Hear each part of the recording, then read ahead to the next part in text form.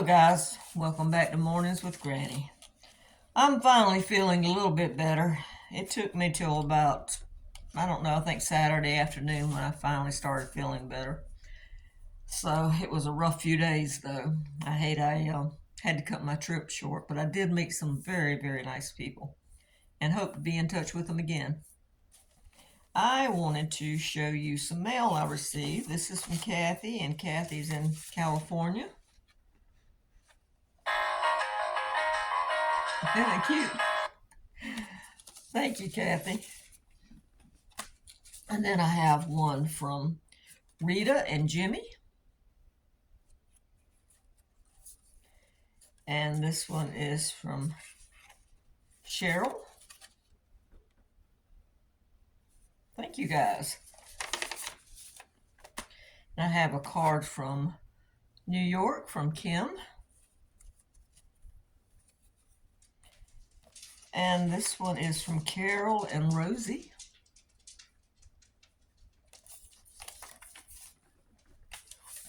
And then I also heard from, excuse me, let's see, let me get the right card up here.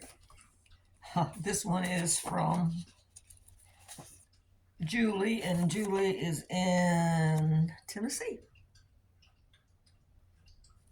Thank you guys. I appreciate it. Make sure I got everyone. Yes, I did. Well, anyway, like I said, I finally got to feeling better. Um, I could have stayed with me being sick, but let me tell you something. Being sick and being in a van, and the campground was nice that we were at, but there were no showers either. And when you're sick, sometimes it feels good just to have a shower. And I just didn't feel like hanging around being sick, and I didn't want to make others sick either. So I did come back home. Hopefully, I'll go back again. But anyway, what I want to talk about today was 3 habits I'm trying to break. The first one wasn't as hard as I thought, and that was cutting out soda. I grew up drinking sodas. My grandfather had a store, my dad had a store on and off, and grew up drinking soda. You went to a dinner or whatever, you had soda or pop, whichever you call it. Coke and Pepsi was the main thing, and that's what we did. I drank 3 or 4 a day. And as I got older, I started cutting back and cutting back and cutting back and started getting finally, before I quit, I was down to little 6 ounce, 7 ounce cans. So I just got up one morning and I said, that's it, I'm done. No more soda. It was actually easier than I thought. The second one, which I'm just starting, is cutting out sugar. I know sugar is inflammatory. I know it's not good for you. When I was at my daughter's, I told my granddaughter I had went and got some candy and stuff and put it on the counter for her. I said, all right. I said, this is Grandma's last candy run, because they know when Grandma's there, Grandma's going to go buy sweets because Grandma has a sweet tooth. I said, this is the last candy run. I said, you can go get it, but I'm not going to go get it. So I went and got the stuff, and up until today, I was still eating it. Excuse me, I got a cough drop in my mouth because my allergies, my throat's scratchy. But I've got to cut it out. For one thing, for the weight gain. Another thing, it's not good for me. Another thing, that the inflammatory response of your body. So I joined the group on Facebook for support, because I know before when I tried to cut out sugar, I didn't succeed in it. So I needed a support group this time. So we'll give it a try.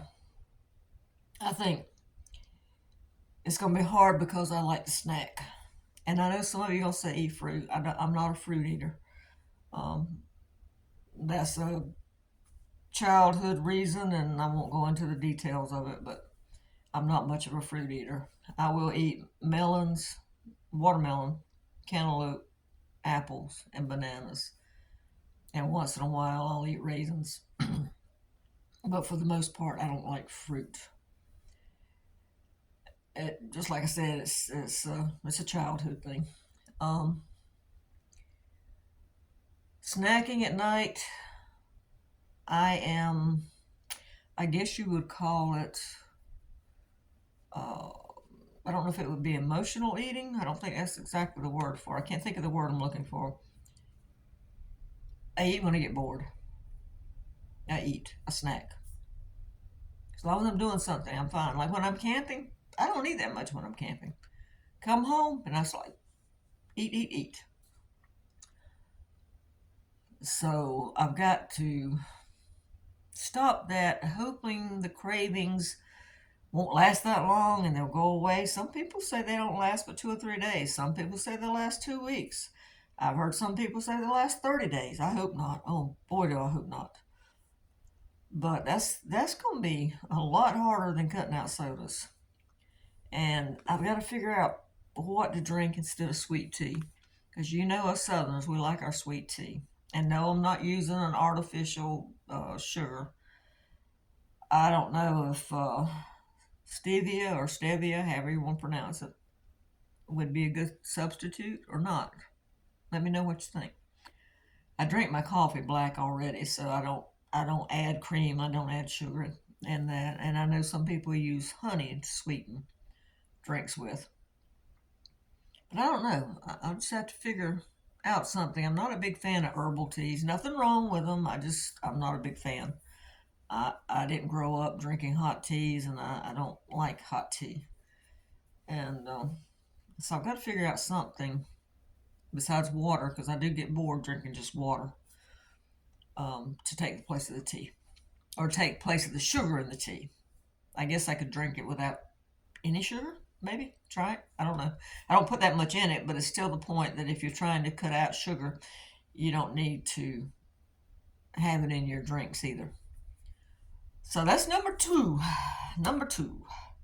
Number three, and I've tried this before too and didn't succeed, is to cut out gluten. I told someone in the group I wrote a comment on the group this morning, and I said, when I eat wheat, my reaction is to get sleepy and I sweat more. And someone said that they did that when they ate sugar. And I said, well, you know what? It could be the sugar, because if you think about it, when I'm eating wheat, most of the time it's cookies, cake, donuts. That's got a lot of sugar in it. So it could be just the sugar doing it, or it could be a combination of the sugar and the wheat. I know